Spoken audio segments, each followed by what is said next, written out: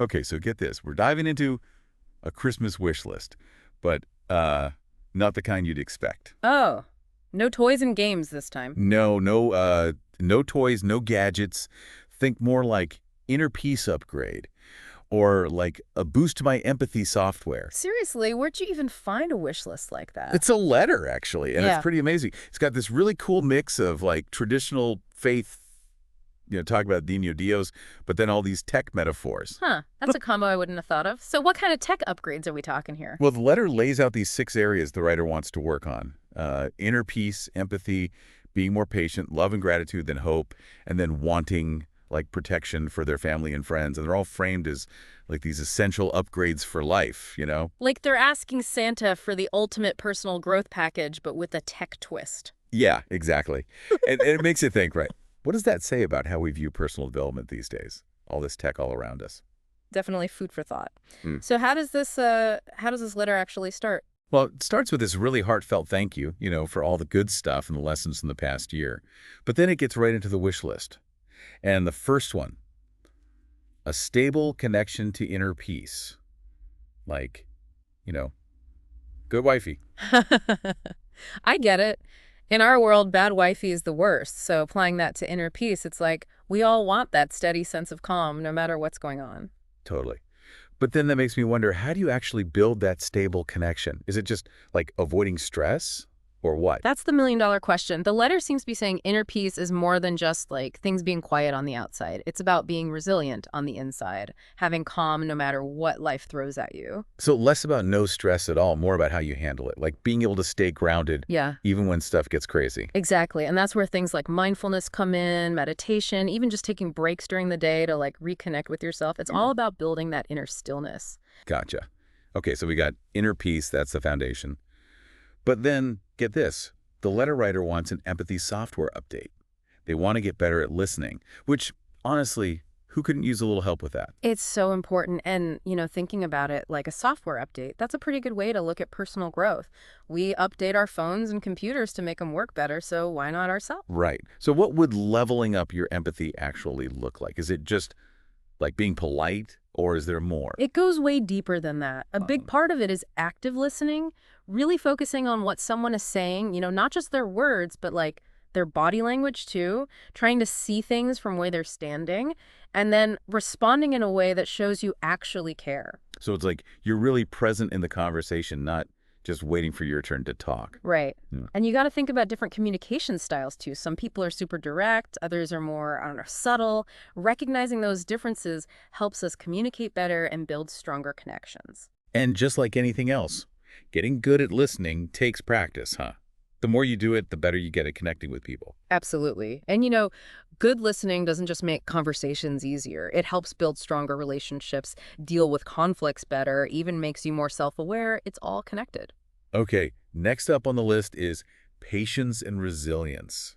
And I love the tech metaphor here. The writer's comparing life's challenges to bugs in code. Those glitches we got to figure out how to fix. I love that. It takes all the frustration out of those setbacks. And instead, it's like, okay, this is a chance to learn and grow. Yeah, like instead of getting annoyed when things go wrong, you're like, okay, time to debug. What went wrong? How can I fix it? And what can I learn from it? Exactly. Patience becomes this active tool. It's not just waiting around, but actively working through the problem. And resilience, that's the bouncing back part, coming out stronger on the other side. It strikes me that this resilience thing, it kind of ties back to that stable connection to inner peace we were talking about earlier, right? Yeah. Oh, for sure. The more you work on that inner peace, the better you'll handle those bugs in life without completely falling apart. It's like having a solid foundation. So it's like all these wishes, they're not just random things on a list, they're all connected. And then this next metaphor, it really drives that point home. The writer says, love and gratitude are like the essential lines of code in life's program. That's such a strong image. Without those core lines of code, the whole program crashes. And I think in a similar way, love and gratitude, they're the foundation of a meaningful life. I love that metaphor. But I'm curious, how do love and gratitude actually work as those essential lines of code? Like what impact do they have on us? Well, think about gratitude. There's so much research now showing that practicing gratitude, really focusing on what we're thankful for, it actually makes you happier, lower stress, can even make you physically healthier. It shifts your whole perspective, right? Instead of focusing on what you don't have, you're appreciating what you do have. So gratitude is like what? Preventative maintenance for your well-being, Yeah. keeping you focused on the good stuff. Right. And then there's love, which is even more powerful, I think. It connects us to something bigger than ourselves, whether that's, your partner, family, friends, a whole community, even just like humanity as a whole. Love makes us more compassionate, more kind, more forgiving. It pushes us to do things that help others and build a better world. So it's like love and gratitude. They're not just single lines of code. They're more like the operating system running the whole program, making sure everything else works right. I like that, yeah. They're not just nice things to have, they're essential for a life that's full of meaning and connection. This letter is seriously making me think. Like personal growth advice, but like sneakily hidden in a Christmas list. Okay, so next up, the writer asks for constant access to light and hope. Like it's some kind of power source, always there to recharge them. That's such a beautiful image. It really speaks to how hope can get us through tough times, especially when things are uncertain. Like it's a light in the darkness. But is hope just like wishful thinking? Or is it something more, something you can actually like build up? It's definitely more than just wishing. Hope is a way of thinking. It's believing that things can get better, that you have the power to change your future, and that what you do matters. It's tied to purpose, to making your life meaningful even when things are hard. So hope isn't just feeling optimistic. It's about taking action, about believing in yourself, and trusting that things will eventually work out right. Right. And that leads us to the last thing on the list. Protection and well-being for loved ones. It's like the writer wants, like a digital security system around everyone they care about. Yeah, it's like they want to build this shield to protect them from harm. It shows how much we need connection, you know? We get strength from our relationships and want to keep the people we love safe. And, can't control everything that happens, but when we care for others, when we support them, show up for them, just being there for them, that gives us strength too. It reminds us we're not alone, we're all in this together. It's like building a network of support where everyone's looking out for each other, helping each other through the rough parts. Exactly. And that feeling of belonging, of being part of something bigger than yourself, it can be really powerful. Wow, this letter is seriously packed with wisdom. It's like a guide to living a better life, but written like a Christmas list with all these tech metaphors. Right. It's amazing how the writer took these deep human desires and made them relatable using this tech language that we're all so familiar with these days. It's like they built a bridge between these two totally different worlds, encouraging us to explore our own hearts and minds through the lens of technology. Yeah, and by doing that, they've made these ideas understandable and interesting, even for people who might not usually think about spiritual stuff or personal growth. It just shows the power of metaphors. You know, they can bridge these totally different ways of thinking. And another thing I like about the letter is that it doesn't pretend personal growth is easy. There's a part where the writer admits that they get distracted by everyday stuff and forget what's really important. Oh, yeah, I noticed that too. It's refreshing, right? It's like they're acknowledging that we're all works in progress, that growing and learning is a journey, not a destination. Exactly. It's not about being perfect. It's about trying to be better, kinder, more compassionate. And that's where the faith part comes in. Right. Asking for help from something bigger than yourself, acknowledging that you don't have to do it all alone. Right. The letter's addressed to the Niño Dios, which, in a lot of cultures, represents the Christ child, a symbol of hope and new beginnings. It's a reminder that we can lean on our faith, on spirituality, for help and guidance. So it's not just about self-improvement, but also about being humble, about asking for help when you need it, whether it's from your faith, your community, or whoever. I think that's really powerful. And on the flip side, it's about offering that same support to others who are on their own journeys. It's recognizing that we're all in this together, supporting each other through the good and the bad. Thinking about this letter during the holidays adds a whole other layer of meaning, too. We're bombarded with messages about buying gifts, but this letter, it makes you think about the gifts that really matter, the ones that come from the heart, that make you a better person. The gifts you can grow within yourself and then share with others, those are the gifts that keep on giving, long after the holidays are over. This whole conversation has been a gift. I feel inspired to take a look at my own wish list, you know? What about you? Me too. It's a good reminder that personal growth is a lifelong thing, There's always something to work on. And that even small changes, like being a better listener or being more grateful, can make a huge difference. That's the truth. And sometimes all it takes is a little inspiration, like this letter, to get you started. One thing that really strikes me about this letter is like how personal it is. But at the same time, it's something we can all relate to. Yeah, totally. It's like they took these really specific things they want to work on, but they framed them in a way that speaks to like what we all want deep down, Yeah. connection, meaning, purpose, all that. Right. And using that tech language, that was smart. It makes these ideas make sense to more people, even if they're not like super into spiritual stuff or personal growth. It's like a shared language for talking about these big human experiences. It's not just the language either. It's how they weave their own story into these like universal hopes. There's this one line they talk about wanting to learn to listen with their soul. And wow. That is powerful. It's like listening on a whole other level, right? Not just hearing the words, but really being present with the person, feeling their emotions, their energy, even the stuff they don't say. Like you're not just in your own head anymore. You're stepping into their world, trying to see things from their side. Exactly. And that takes practice, you know, patience, and being willing to let go of your own judgments, your assumptions. It's about creating a space where that person feels truly seen and heard. It makes me think of Mr. Rogers. He said, there's no person in the world like any other person. Everybody's different. I think that's the most important thing in the world, that we are all different. And this deep listening, it's like it helps us appreciate those differences and connect on a way deeper level. Absolutely. And it's not just a gift you give to others, it's a gift to yourself.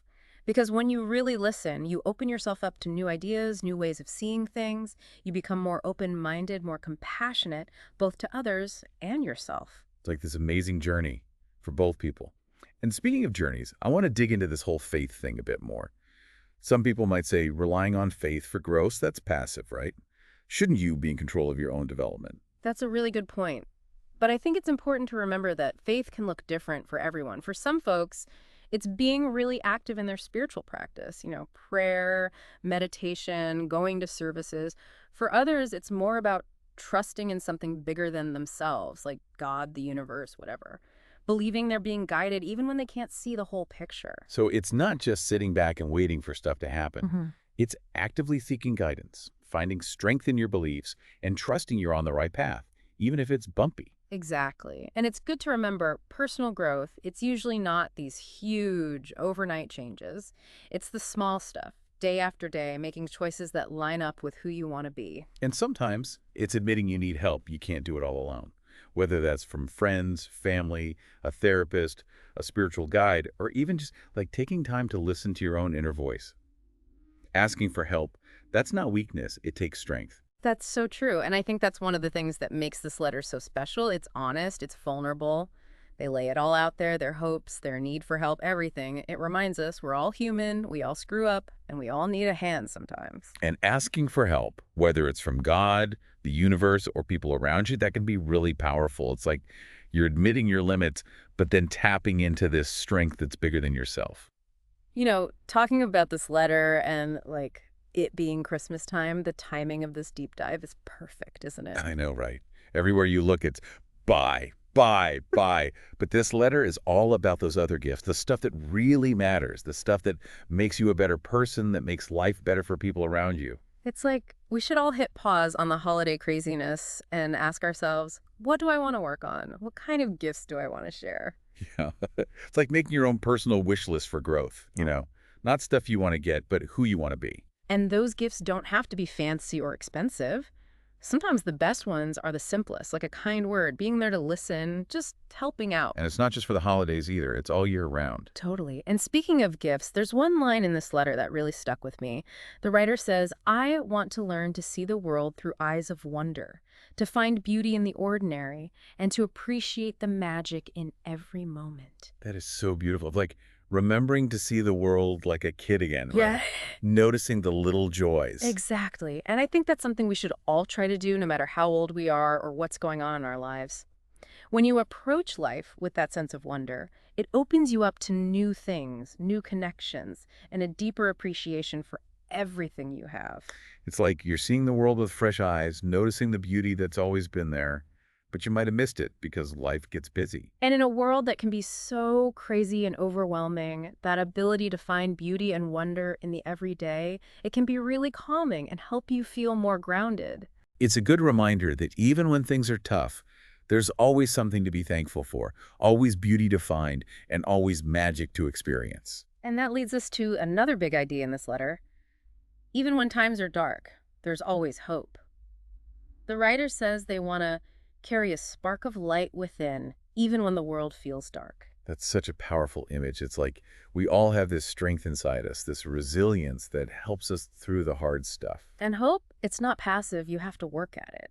It's about choosing to focus on the good, believing you can make things better, trusting that even when things suck, there's always a little bit of light somewhere. And that light can come from anywhere, right? Yeah. A random act of kindness, spending time in nature, even just realizing that, hey, things aren't as bad as I thought. It's about being open to those little moments of grace, those reminders that even when things are dark, there's still beauty, love, and hope out there. This whole conversation has been so inspiring. It's like we took this simple wish list and turned it into like a how-to guide for living a good life. It really is amazing, isn't it? These simple wishes for growth got us thinking about some pretty deep stuff, like what it means to be human, how important connection is, and the power of hope. And I think that says a lot about the writer, how they tapped into something universal, something we all feel, no matter who we are, what we believe, or what our life is like. You know what else I noticed? The writer really emphasized community. They talked about wanting to build bridges, not walls, and create a world where everyone feels loved and accepted. That's so important. We're all connected, right? What happens to one of us affects us all. It's a call to action, you know? Build communities that are welcoming and supportive, where everyone feels like they belong. And you can find that sense of community anywhere. Family, neighbors, work, online, even just random people you meet. It's about those connections, big or small, that remind us we're not alone. We need each other to support each other, to learn from each other, to celebrate the good times and get through the bad times together. As we wrap up this part, I just feel grateful, grateful that the writers shared their heart with us, let us in on their journey. Me too. It shows how powerful it can be vulnerable, to share your story. It can inspire people, give them hope. And now, as we head into the last part of our deep dive, I'm really curious to see what else this letter can teach us about living a life with more purpose, a life where you're making conscious choices. I am too. There's so much wisdom packed into these wishes. I can't wait to keep unpacking it with you and everyone listening. Okay, so diving into this last part of our deep dive, I gotta say, this letter is blowing me away. It's so simple, yet so profound. Like, Yeah. it's a guide to a better life disguised as a Christmas list. It really is amazing how they boiled down these big ideas about personal growth and spirituality into something so clear and relatable. You know what really stands out to me? It's all about being intentional. Like, you have the power to shape your life by the choices you make, the thoughts you have, the things you do. Exactly. It's not about just hoping things will work out. It's about actively making choices that line up with what you believe in and what you want. And that idea of being intentional, it's like woven through the whole letter, right? Mhm. Cultivating inner peace, being more empathetic, facing challenges head on. It's like the writer saying, I want to be more mindful, more deliberate in everything I do. And that mindfulness, that's what gives you the power to stop just reacting to things and start creating the life you want. So it's not about trying to control everything that happens, because that's impossible. Yeah. It's more about like choosing how you respond to things, how you see them, and how you let them affect you. Exactly. It's going from feeling like a victim to feeling empowered, knowing you have choices, you have a say in how things turn out. And that makes me think of one of the biggest things on the list, living a life of purpose. It's like they're saying, I don't just want to exist, I want to make a difference. Yeah, that's something a lot of people want, right? To feel like their life matters, like they're contributing to something bigger than themselves. But finding that purpose, it can be kind of overwhelming sometimes, Like, where do you even start? How do you figure out what your purpose is? I think it starts with looking inward, taking the time to really get to know yourself. What are your values? What are you passionate about? What makes you tick? Ask those big questions like, what brings me joy? What am I good at? What do I really care about? What kind of mark do I want to leave on the world? So it's about listening to that inner voice, the one that points you towards what really matters. And sometimes that means pushing yourself outside your comfort zone, trying new things, seeing where life takes you. Absolutely. Sometimes you stumble upon your purpose when you least expect it. Maybe it's a new hobby, volunteering, just a random opportunity. The key is to be open to those moments, to trust that things will fall into place. And that brings us to another beautiful wish in the letter. Cultivating a heart filled with gratitude and joy. It's like saying, I want to appreciate the good stuff, even when things are tough. Being able to find that joy and gratitude even when things are hard. That's so powerful. It's like an antidote to all the negativity and sadness. It's choosing to focus on the positive, to celebrate the little wins, and to appreciate the beauty around you, even the everyday stuff. Makes me think of that Maya Angelou quote, try to be a rainbow in someone else's cloud. Yeah. When you have gratitude and joy inside, it shines outward. It It affects the people around you. Exactly. You become like this beacon of positivity, spreading light and hope everywhere you go. And that in itself is making a difference. This whole conversation has been a great reminder that the best gifts aren't things you can buy. It's about inner peace, empathy, resilience, purpose, finding joy even when things are hard. Those are the things that really make life richer, both for you and everyone around you. It's about knowing you have the power to change your life, to make the world a better place, to create something beautiful and loving for yourself and for the future. And as we wrap up this deep dive into this incredible letter, I just want to thank everyone listening for coming along on this journey with us. I hope this conversation has got you thinking about your own hopes and dreams, about how you want to grow and change, and reminded you that the best gifts are the ones you cultivate within yourself. And even with all the holiday chaos, it's so important to remember what really matters. Love, connection, purpose, joy, those are the things worth celebrating. So as we head into the holidays, let's keep the wisdom from this letter in mind. Let's focus on those intangible gifts that make us better people. And let's go into the new year with hope, purpose, and a sense of possibility. And until next time, keep exploring, keep digging deep, and keep looking for those little nuggets of wisdom that make life so amazing.